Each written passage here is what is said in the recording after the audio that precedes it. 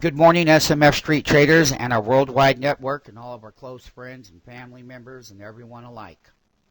What we will be talking about for the MMTs that are actually active, part of your training is to learn how to trade the headline news on economic announcements and what gaps markets higher to sell short and what left elbow gaps down they may or may not. But what we're looking at on Monday, we're going to have the factory orders, but here's the key one right here, ISM services. The other one that's very important to us is that ADP employment change, because once again, we're going to get back down here to the national unemployment. That's at 9.7%. Now, within this number here, MMTs, the ADP number is a small business service that does payroll for small businesses and even medium-sized businesses for that matter. And one of the things that they do is that they report. And last time they had 18,000 consensus, minus 10,000 was the prior, and so forth. They've got a running total, and the thing about it is a lot of emphasis get put on this, and a lot of times on the Monday and Tuesday trading action would be lighter volume going in to that number. Once it comes out, then you get lighter volume on the next day until all of a sudden, and what do I mean by lighter volume? People that do not have the skill to understand the mathematical equations within each one of these titles, wholesale inventories, average hour work week. Why is the average hour work week so important? Because it's the consumer payroll that is involved. And that means that the consumers are consumers, and who is a consumer? We are, and we work for other companies.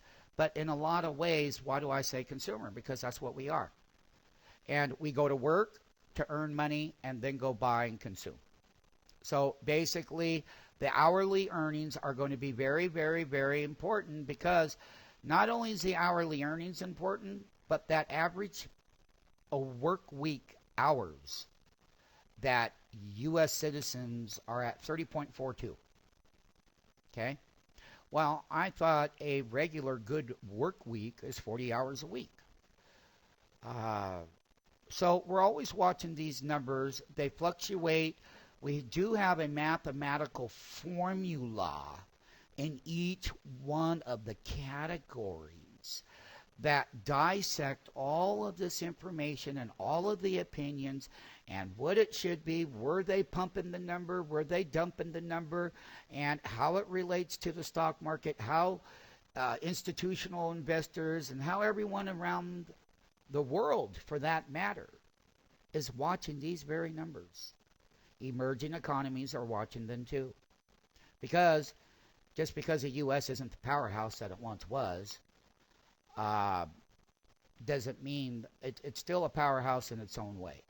But generally, what I'm speaking about powerhouse, the U.S. being a powerhouse, is a U.S. being the powerhouse to its citizens that live in the different unions within the U.S. State of the different unions. State's got a budget, this got a budget, everything has got a budget, and everybody lives in a certain designated area that they chose to live. So the most important thing that the U.S. government needs to do, the powerhouse that they need to play, is directly in the hourly earnings, the average work week, the unemployment rate, and the non-farm payrolls and non-farm private payrolls. Private payrolls are extraordinarily important, MMTs, and there's a history behind each one of them. I'm not going to say that on the video, but in each one of your training modules, they will be addressed wholeheartedly.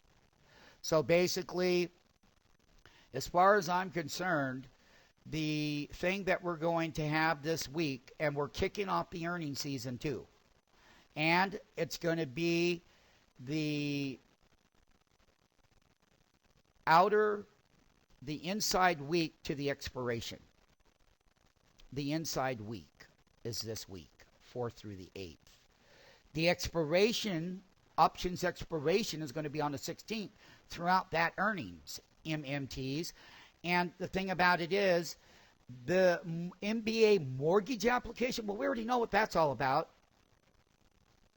Now, one thing about stimulus is that in the last 18-month period of the last 6 quarterly cycle, weekly cycle, and monthly cycle, meaning that the monthly cycle and the unemployment rate, they only come out. This one comes out once a month.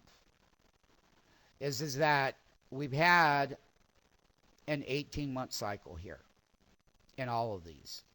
And we'll be talking about why many months back, before 2010 started, when SMF Street called for a lower growth environment going into year end, and that GDP would be, right about 1.5%. Well, they came out, Goldman, Morgan, a lot of the other firms were way late. They dropped theirs to 2.4%, how wrong they are. And your general economists, for that matter, have not been as accurate as you would think one would be. So basically is how to trade the news on each one of them and what they mean for long positions, long the bull, buying, the bear, and what every one of them will mean and how they're going to react. And where have they troughed? Within their longer, this is a week by week, but what we're looking at behind the door is the actual multi-calendar weekly data. That's 52 weeks. That's 4 quarters. Let it be known. So basically what we do is we get down into the hardcore number crunching to give us that trough level in each one of these events, economic events.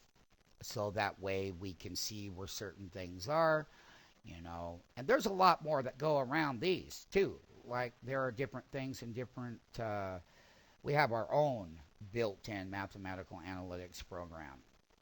And that's why we called for a lower GDP. And we did. And we said that GDP forward-looking, because the stimulances have played their course.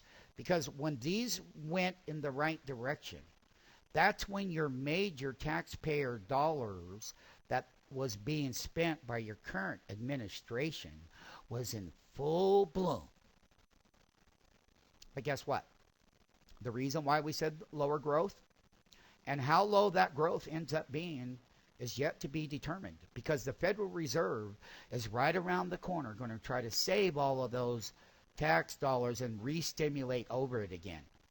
I have never known yet, and the world that we live in today is quite different than what people try to base all these numbers on. No, this world has changed.